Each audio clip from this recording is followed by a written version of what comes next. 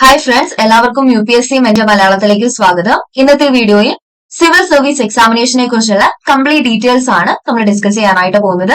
വീഡിയോയിലേക്ക് പോവാം. അതിനു വേണ്ടി ചാനൽ ആരെങ്കിലും സബ്സ്ക്രൈബ് ചെയ്തിട്ടില്ലെങ്കിൽ സബ്സ്ക്രൈബ് ചെയ്ത് സപ്പോർട്ട് ചെയ്യുക. ഫോർ നോട്ടിഫിക്കേഷൻസിനായിട്ട് ആ ബെല്ലൈക്കൺ കൂടി ഒന്ന് പ്രസ് ചെയ്യുക.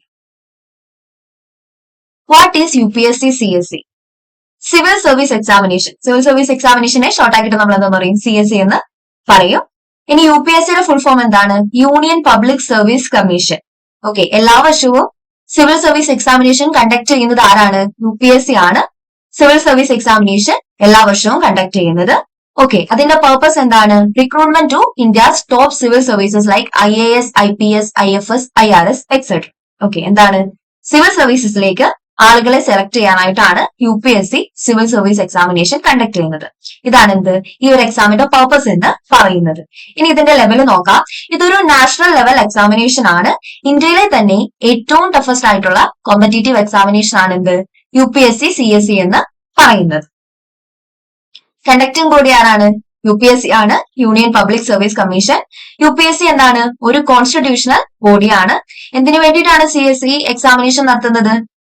സിവിൽ സർവീസസിലേക്കും ഓൾ ഇന്ത്യ സർവീസസിലേക്കും ഒക്കെ കാൻഡിഡേറ്റ്സിനെ റിക്രൂട്ട് ചെയ്യാനായിട്ടാണ് civil service examination UPSC conduct ചെയ്യുന്നത്. Services under UPSC CSE. Okay, UPSC civil service examination അണ്ടറിൽ വരുന്ന സർവീസസ് ഏതൊക്കെയാണെന്ന് നോക്കാം. അതിന് നമുക്ക് 3 കാറ്റഗറി ആയിട്ട് ഡിവൈഡ് ചെയ്യാം. ഏതൊക്കെയാണ്? All India services, group A services, group B services. ഇത് മൂന്നുമാണ് CSEയുടെ അണ്ടറിൽ വരുന്ന സർവീസസ് എന്ന് പറയുന്നത്. ഓൾ ഇന്ത്യ സർവീസസിന് എക്സാമ്പിൾ പറയുകയാണെങ്കിൽ IAS, IPS പോലെയുള്ള സർവീസസ് ആണെന്ത്? ഓൾ ഇന്ത്യ സർവീസസ് എന്ന് പറയുന്നത്. ഇനിയിപ്പോ ഗ്രൂപ്പ് എ സർവീസസില് IFS, അതായത് Indian foreign service, IRS, IAAS, Indian audits and account service, ICS, IAS ഇതുപോലെയുള്ള സർവീസസ് ആണ് എന്ത് പറയുന്നത്? എന്തിൽ വരുന്നത്? ഗ്രൂപ്പ് എ സർവീസസിൽ വരുന്നത്. പിന്നെ ഗ്രൂപ്പ് ബി സർവീസ് പോലെ, അതായത് പോണ്ടിച്ചേരി സിവിൽ സർവീസ് പോലെയുള്ള ഗ്രൂപ്പ് ബി സർവീസസ് എന്തിൽ വരുന്നുണ്ട്? ഈ UPSC CSE എക്സാമിന്റെ അണ്ടറിൽ വരുന്ന സർവീസ് ആണ്. ഓക്കെ, അപ്പൊ ഏതൊക്കെയാണ്? ഓൾ ഇന്ത്യ സർവീസസ് ഉണ്ട്, ഗ്രൂപ്പ് എ സർവീസസ് ഉണ്ട്, ഗ്രൂപ്പ് ബി സർവീസസും വരുന്നുണ്ട്.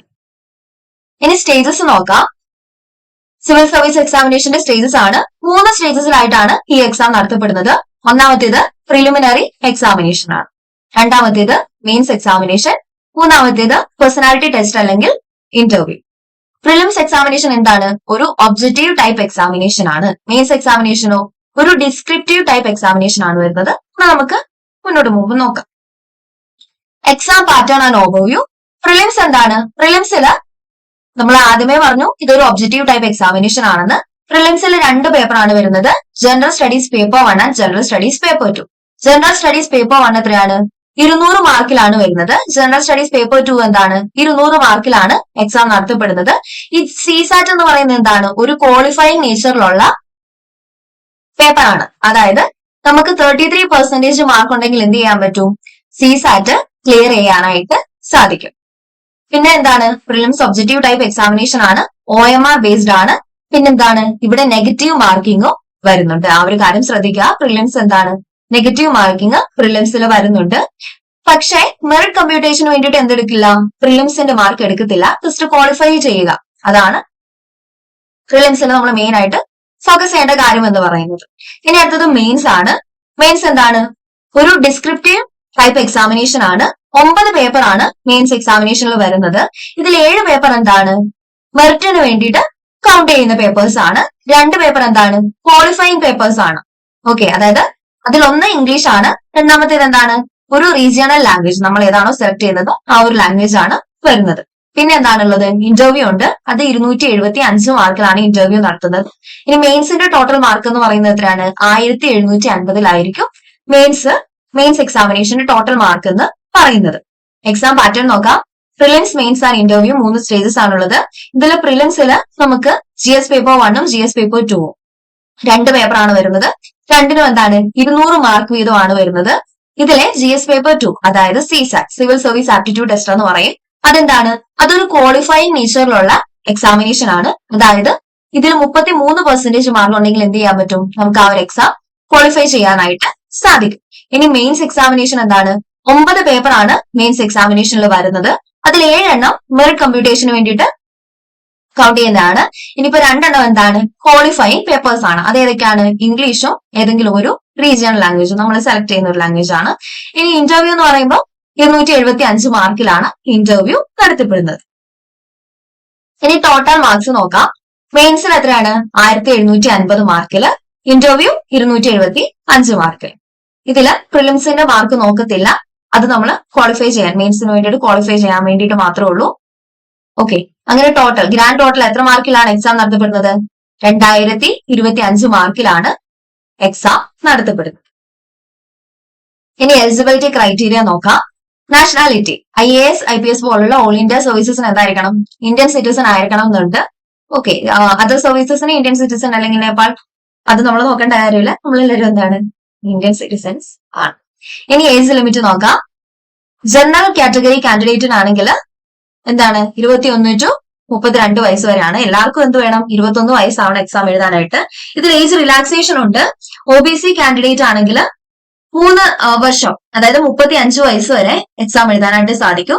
SC ST കാൻഡിഡേറ്റ് ആണെങ്കിൽ 37 വയസ്സ് വരെ എക്സാം എഴുതാനായിട്ട് സാധിക്കും. അതുപോലെ എന്തുണ്ട്, പേഴ്സൺസ് വിത്ത് ബെഞ്ച്മാർക്ക് ഡിസബിലിറ്റി, ഈ ഒരു കാറ്റഗറിയിൽ വരുന്ന ആളുകൾക്കും എന്തുണ്ട്, ഏജ് റിലാക്സേഷൻ ഉണ്ട്. ഇനി എഡ്യൂക്കേഷണൽ ക്വാളിഫിക്കേഷൻ നോക്കാം. ഗ്രാജുവേഷൻ, ഒരു റെക്കഗ്നൈസ്ഡ് യൂണിവേഴ്സിറ്റി എന്നുള്ള ഗ്രാജുവേഷൻ ആണ് UPSC സിവിൽ സർവീസ് എക്സാമിനേഷൻ എഴുതാൻ വേണ്ടിയിട്ടുള്ള എഡ്യൂക്കേഷണൽ ക്വാളിഫിക്കേഷൻ എന്ന് പറയുന്നത്. അതുപോലെ തന്നെ എന്താണ്, ഫൈനൽ ഇയർ സ്റ്റുഡൻസിനും എന്ത് ചെയ്യാൻ പറ്റും, നമുക്ക് അപ്ലൈ ചെയ്യാനായിട്ട് സാധിക്കും. ഓക്കെ, നമുക്ക് ഒന്നുകൂടി എലിജിബിലിറ്റി ക്രൈറ്റീരിയ നോക്കാം. നാഷണാലിറ്റി എന്തായിരിക്കണം, ഇന്ത്യൻ ആയിരിക്കണം. ഇനി ഏജ് ലിമിറ്റ് ജനറൽ കാറ്റഗറിക്ക് ആണെങ്കിൽ 21 to 32 വയസ്സ് വരെയാണ്. ഇനി OBCക്കും SC ST കാൻഡിഡേറ്റ്സിനും PWBD, അതായത് പേഴ്സൺസ് വിത്ത് ബെഞ്ച്മാർക്ക് ഡിസബിലിറ്റി, ഈ ഒരു കാറ്റഗറിയിൽ വരുന്ന കാൻഡിഡേറ്റ്സിനും എന്തുണ്ട്, ഏജ് റിലാക്സേഷൻ ഉണ്ട്. OBCക്ക് എത്രയാണ്, 35 വയസ്സ് വരെ. SC STക്ക് എത്രയാണ്, 37 വയസ്സ് വരെ. ഇനി എഡ്യൂക്കേഷണൽ ക്വാളിഫിക്കേഷൻ എന്താണ് വേണ്ടത്, ഗ്രാജുവേഷൻ ആണ്. ഒരു റെക്കഗ്നൈസ്ഡ് യൂണിവേഴ്സിറ്റി എന്നുള്ള ഒരു ഗ്രാജുവേഷൻ ആണ് വേണ്ടത്.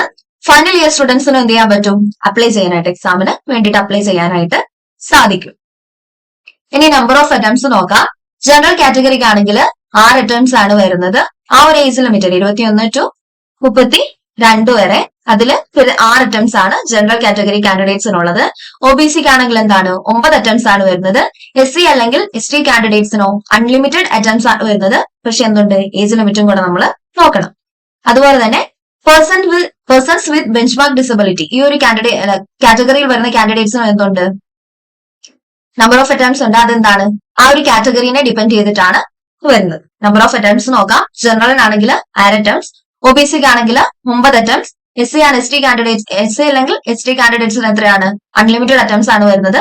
ടിൽ ഏജ് ലിമിറ്റ് PWBD, അതായത് പേഴ്സൺസ് വിത്ത് ബെഞ്ച്മാർക്ക് ഡിസബിലിറ്റി, ഈ ഒരു കാറ്റഗറി വരുന്ന കാൻഡിഡേറ്റ്സിനാണെങ്കിലോ ഡിപെൻഡ്സ് ഓൺ കാറ്റഗറി, അങ്ങനെയാണ് അവർക്ക് എന്ത് വരുന്നത്, അറ്റംപ്റ്റ്സ് വരുന്നത്. ഇനി ആപ്ലിക്കേഷന്റെ ഡീറ്റെയിൽസും കൂടെ നമുക്കൊന്ന് നോക്കാം. നമ്മൾ എങ്ങനെയാണ് അപ്ലൈ ചെയ്യേണ്ടത്, ഓൺലൈൻ ആയിട്ടാണ് നമ്മൾ സിവിൽ സർവീസ് എക്സാമിനേഷന് വേണ്ടിയിട്ട് അപ്ലൈ ചെയ്യേണ്ടത്. ജനുവരിയിൽ നോട്ടിഫിക്കേഷൻ വരും. ആ ഒരു ടൈമിൽ www.upsc.gov.in എന്ന് പറയുന്ന UPSCയുടെ വെബ്സൈറ്റിൽ കയറിയിട്ട് എന്ത് ചെയ്താൽ മതി, ഓൺലൈൻ ആയിട്ട് ആപ്ലിക്കേഷൻ നമ്മൾ സബ്മിറ്റ് ചെയ്താൽ മതി. ഇനി ആപ്ലിക്കേഷൻ ഫീസ് നോക്കാം. 100 രൂപയാണ് പ്രിലിംസിന് ഫീസ് വരുന്നത്. ആർക്ക് കൊടുത്താൽ മതി, ജനറൽ OBC കാറ്റഗറിയിൽ വരുന്ന ആളുകൾക്ക് കൊടുത്താൽ മതി. പിന്നെന്താണ്, ഫീമെയിൽസ് അല്ലെങ്കിൽ SC ST candidates, persons with benchmark disability, ഈ ഒരു കാറ്റഗറി വരുന്ന കാൻഡിഡേറ്റ്സ്, ഇവർക്കൊന്നും എന്ത് ചെയ്യേണ്ട, ഫീ പേയ്മെന്റ് ചെയ്യേണ്ട കാര്യം വരുന്നില്ല. ഓക്കെ, അപ്പൊ എല്ലാം ക്ലിയർ ആയെന്ന് തോന്നുന്നു. എക്സാമിന്റെ പാറ്റേൺ ഒക്കെ കൂടുതലായിട്ട് നമുക്ക് വേറൊരു വീഡിയോയിൽ ഡിസ്കസ് ചെയ്യാം. ചാനൽ എല്ലാവരും ഒന്ന് സബ്സ്ക്രൈബ് ചെയ്ത് സപ്പോർട്ട് ചെയ്യുക. ഫർദർ നോട്ടിഫിക്കേഷൻസിനായിട്ട് ആ ബെല്ലൈക്കൺ കൂടി ഒന്ന് പ്രസ് ചെയ്യുക. അതുപോലെ തന്നെ നോട്ട്സ് അവൈലബിൾ ആണ്, CSATന്റെ കംപ്ലീറ്റ് ക്ലാസ്സും അവൈലബിൾ ആണ്. വളരെ അഫോർഡബിൾ ആയ റേറ്റിലാണ് നമ്മൾ UPSC CSCയുടെ കംപ്ലീറ്റ് നോട്ട്സും CSATന്റെ ക്ലാസ്സസും പ്രൊവൈഡ് ചെയ്യുന്നത്. ആർക്കെങ്കിലും വേണമെന്നുണ്ടെങ്കിൽ അവർ എന്നെ കോൺടാക്ട് ചെയ്യുക. ഞാൻ എന്റെ വാട്സ്ആപ്പ് ഗ്രൂപ്പിന്റെ ലിങ്ക് ഡിസ്ക്രിപ്ഷനിൽ കൊടുത്തേക്കാം. അതിൽ ജോയിൻ ചെയ്തിട്ട് എനിക്കൊരു മെസ്സേജ് ചെയ്താൽ മതിയാവും. Thank you.